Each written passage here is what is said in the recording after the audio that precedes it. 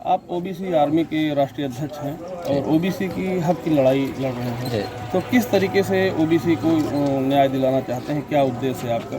देखिए, अभी 8 अक्टूबर को चौरी चौरा जो ऐतिहासिक धरती है, पिछड़ों और दलितों की क्रांति की धरती है, राष्ट्रीय पिछड़ी जाति महासंगम का आयोजन किया गया था, जिसमें हजारों लाखों लोगों ने, पिछड़े लोगों ने अपने हक अधिकार के लिए आवाज़ उठाया, खासकर जाति जनगणना को लेकर के और आबादी के अनुसार रिप्रेजेंटेशन को लेकर के और दलित पिछड़ी एकता को लेकर के। ओबीसी आर्मी यह निकल चुका है देश में, और कहीं ना कहीं आज तक सारे जो पिछड़े दलों की भी राजनीति, पिछड़ों की राजनीति करते हैं, चाहे वो कोई पार्टी हो, जब सत्ता में रहते हैं तो आवाज़ नहीं निकलती है, और जब सत्ता से बाहर आ जाते हैं तो जाति जनगणना की बात करते हैं। उनको सीख लेनी चाहिए बगल के राज्य बिहार से कि वहाँ पे जाति जनगणना करा दी गई, और वो बात करते हैं तमाम पिछड़े हितों की, मगर जहाँ पीड़ित लोग होते, चाहे वो देवरिया हत्याकांड हो गया हो, चाहे आपका ये अमेठी हत्याकांड हो गया हो, कौशाम्बी में हत्याकांड हुआ, कानपुर में हत्याकांड हुआ, मगर वो लोग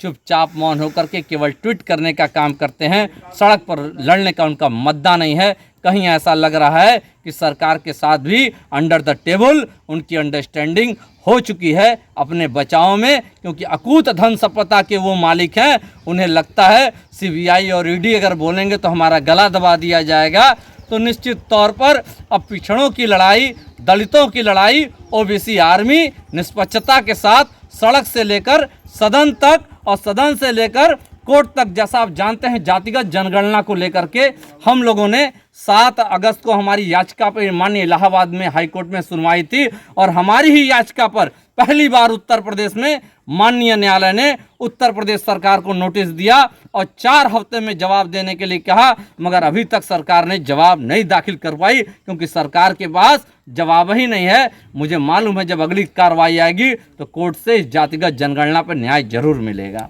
अध्यक्ष जी, देवरिया में जो हत्या हुई है, प्रेम यादव के घर बुलडोजर चल रहा है, इस पे क्या उचित है, इस पे क्या प्रतिक्रिया है आपकी? भाई देखिए, अगर सरकार ही न्याय का फैसला ले लेती है तब तो हम कहेंगे संविधान को किनारे रख दिया जाए और कोर्टों को बंद कर दिया जाए, न्यायालयों की ज़रूरत ही नहीं। जब कार्यपालिका ही सब कुछ कर दे रही है, न्यायपालिका की उनको भूमिका ही नज़र नहीं आती है, ये बिल्कुल न्याय संगत नहीं है किसी भी के लिए। जब तक ये सोचिए 10-20 साल से अगर मान लिया जाए कि अगर वो अवैध मकान था तो आपने तब क्यों नहीं कार्रवाई किया? आज जब हत्या हो जाती है, दोनों पक्षों से लोग मरे हैं, दोनों पक्षों के साथ हमारी पूरी संवेदनाएं हैं।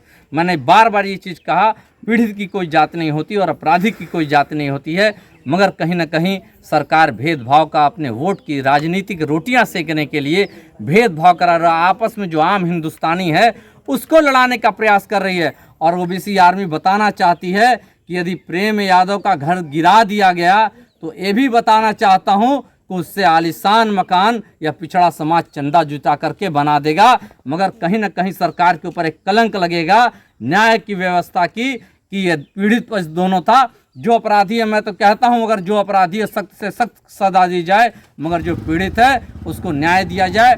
दोनों पक्षों के लोग आहत हुए हैं, दोनों पक्षों के लोगों की मृत्यु हुई है और दोनों पक्षों के लोगों के साथ न्याय होना चाहिए। यूपी में योगी सरकार है, इसके पहले अखिलेश जी की सरकार थी, तो कौन सी सरकार में ओबीसी का ज़्यादा कल्याण हुआ है?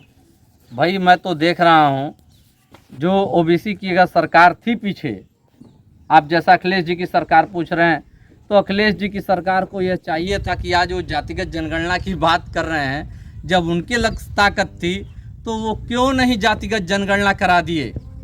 इसका मतलब ओबीसी का कोई हितैषी नहीं है, केवल अपने परिवार की परिवारवादी राजनीति लोग कर रहे हैं। नेताजी मुलायम सिंह यादव जी थे, वो पिछड़ों के हिमायती थे, संघर्षों की कोख से पैदा हुए थे, मगर कहीं ना कहीं अखिलेश जी उनके दूर दूर तक उनको छू नहीं पाए। और आज उनको देवरिया में होना चाहिए था, आज उनको अमेठी में होना चाहिए था, आज उनको कानपुर में संघर्ष के लिए रोड पे उतर जाना चाहिए था, मगर केवल ट्विटरबाजी से काम चला रहे हैं। जनता देख रही है, पिछड़ा देख रहा है, ये जान लीजिएगा आप सभी को करारा जवाब मिलेगा, चाहे वो योगी की सरकार हो चाहे किसी की सरकार हो। आज देखा जा रहा है, सूर्य प्रताप शाही ने बयान दिया कि हम जातिगत जनगणना नहीं कराएंगे।